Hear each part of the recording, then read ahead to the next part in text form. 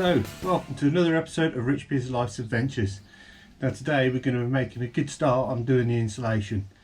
My first job of insulation is to tackle these side pods. I'm going to go in there with 50mm. I will have to recess out for these strengthening joints and this lip for the second skin. A little bit similar to what we did with the rear window pods, except for I'm using 50mm here instead of 25. Because I've got room for the 50mm. As we're on the rear pods, I wanted to get that back as much as I could to allow for the bed length, etc. So let's get started. Right, I've come up with this rudimentary way of getting the shape of the pod bits. Basically some clear bubble wrap magnetised to the side of the van, and then you just draw around the shape with a Sharpie pen, and because you can see through it, I can see where the rafters is, so I've marked the line where the rafters are, and then when I lay that on top of the insulation board, the 50mm, it will give me a rough shape of where I want to be. And what I'm going to do is, like on the window pods, I'm going to router out the section of the back so that it sits over these strengthening beams that go on the side panel. So just make sure that it's all pulled down to where it wants to be. Because it's on magnets, it will stay where you put it. Just need to pull that, that's it. Make sure that's up at the top. I might have to shave a little bit off, but like I said, you can sand this insulation stuff. So it's not spot on, I can sand it down. So and then I can tweak it and everything to make it fit. So I'm happy with that. Because these side panels are the same for both sides, I can just flip it and reverse it. Lower down, flip it and reverse it. So that's what I'm going to do.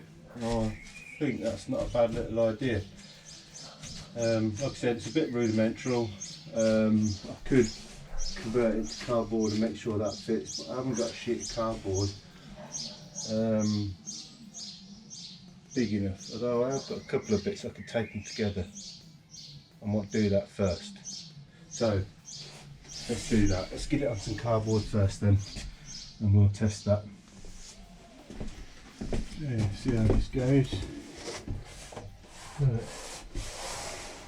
Well, not a bad fit, is it? Oh, not great here, look. So I've got to add 30mm here, 20mm there, tapered off. So other than that, that's not too bad. So I'm just going to allow a bit more on this corner. So these corners, absolutely fine. So I'll get that transferred onto some sellotape.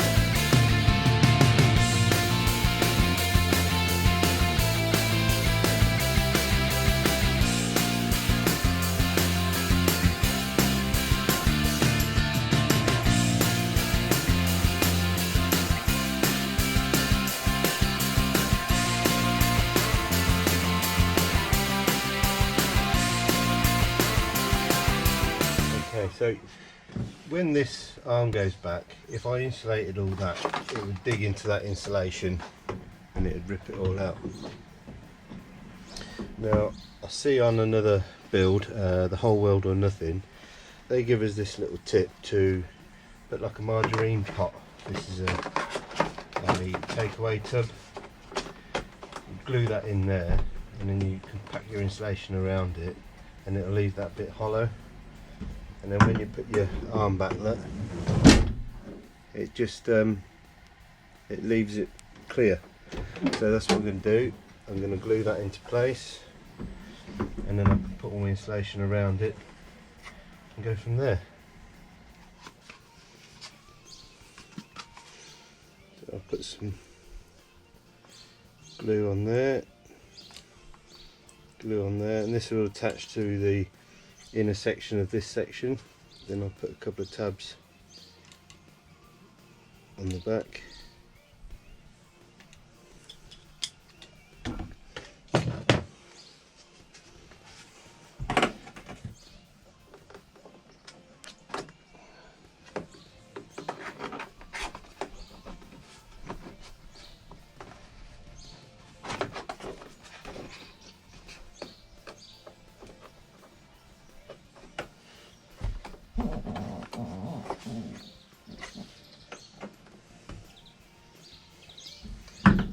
Check that's right. Yeah, it clears that hinge, and when that cures off, it'll be good to go.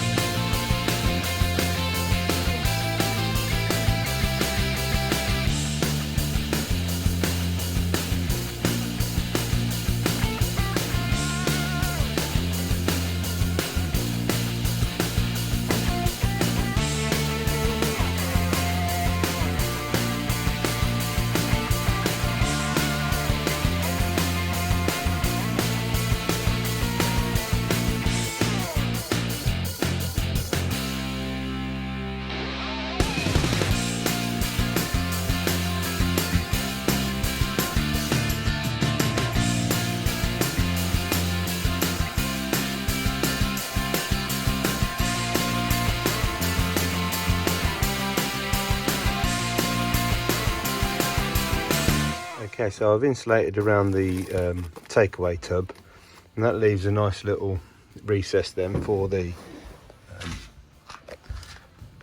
thing to go into. So it means now that all around here it's all stuffed with insulation without any fear of it getting interrupted with this bit. I can now start on ply lining and everything that side, and then I can get started on all the electrics.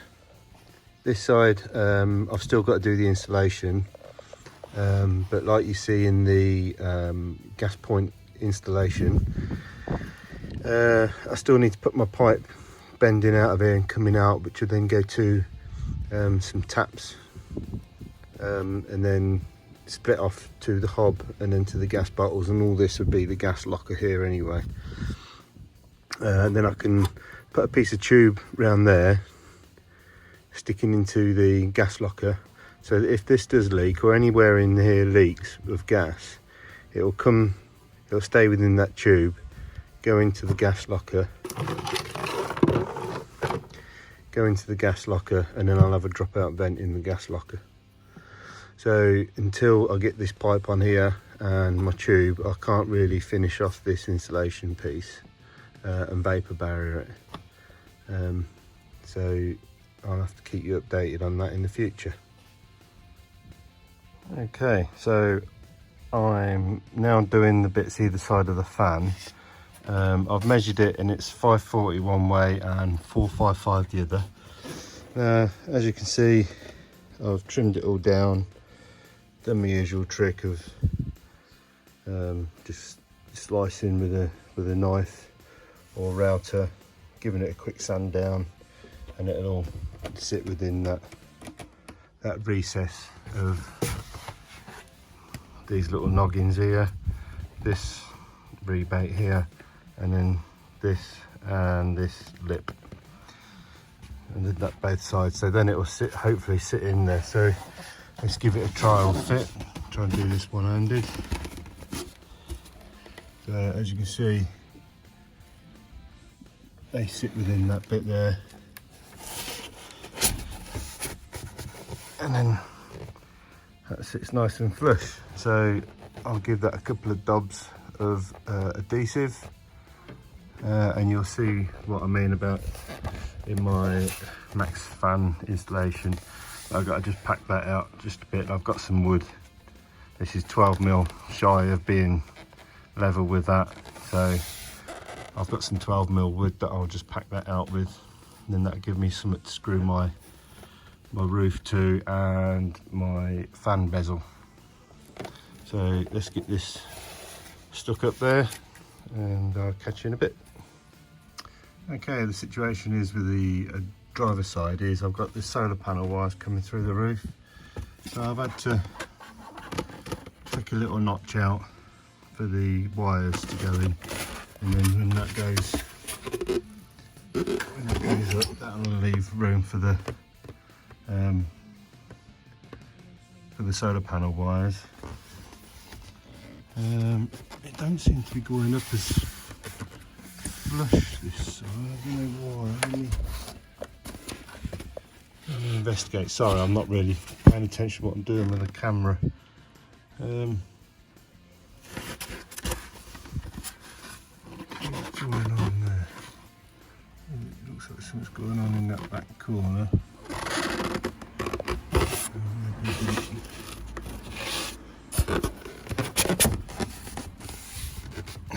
Seems a bit better, doesn't it? Obviously didn't just get the wire tucked in there properly, so I'll have to remember that when I go to bond it in.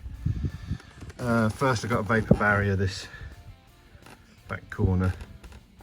Took the vapor barrier all the way up to the metal roof, and then when I put this on, I'll vapor barrier around the side and to the roof insulation then. So I'll get that done next and see you in a bit. Here we go, got them in. Vapor barriered that end wall. When this is cured off, the timber battens that I had along the top there, they'll go back on, but I need to infill this with some expanding foam and vapor barrier over that with some foil tape, and then the timber battening will go on there to act as a thermal bridge between the inner ceiling, whether it be cladding or panelling. It'll give a thermal barrier then between the two. And then regarding this corner here, I'll vapor barrier over that. I'm unsure whether to do foil bubble wrap over the whole lot, to be quite honest, the entire roof. I know this is its own vapor barrier, so am I just wasting my time or what? I don't know, but I might do, yeah. It might be easier because then it insulates these, it vapor barriers that, and it's another thermal bridge. I don't know, I'll see how my thought process goes. But just waiting for those to cure off, hence the props. I did explain before why I don't use the stick pins. In fact, I'm going to set up a little experiment and show you what I mean. Okay, so I've put some more battening around. I've recessed the batten to account for the wire. I've got another wire over there which is going to be for the LED light shade bezel, and that'll be on a separate switch. It's supposed to be on a permanent live. It has a switch on the bezel, but I'm going to have it so you can switch it off and on near the door and the bed, so you can switch it either or without reaching up and switching it on and off. So for this bit here, look, I've cut another bit, that bit for the wire, and then I've recessed it back again here for this lip. So that's the wire, that's the lip, and then hopefully it'll fit in.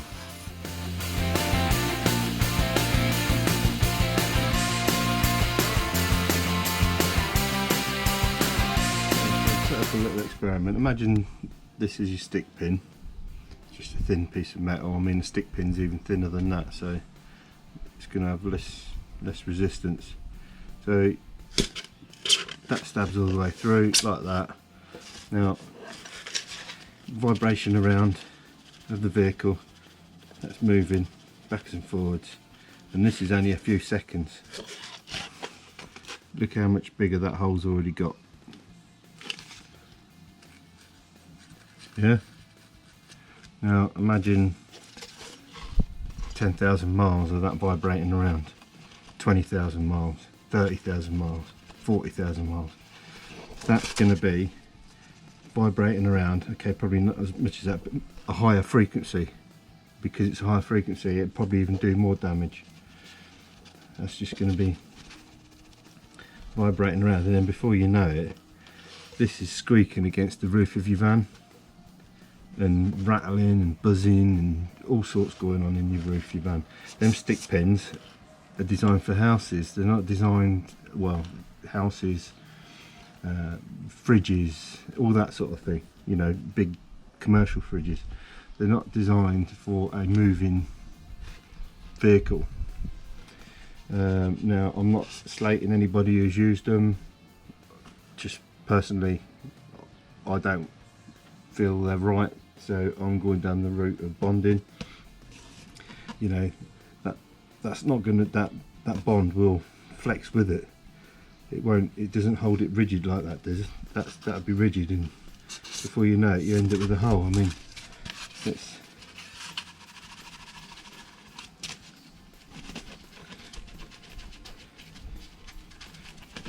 you know what I mean? And then before you know it, and that's only a few minutes, that's not tens of thousands of miles of vibrating about and over speed bumps and bumpy campgrounds and things like that, and flex of your body, and you know, that's just my personal opinion. You probably don't do that, but that's what I think it would do. So there's the vapor barrier around the gas tube. I've mashed it off because I'm going to just put some white paint in there just to make it look a bit nicer if you can see through the cupboard, but you're going to have to put your head in the gas locker to see that. So at the moment that's just white primer, and I'll give it a lick over with some gloss white. But that's it, that's all the vapor barrier done now. I would show you, but the van is a mess. All the roof's done.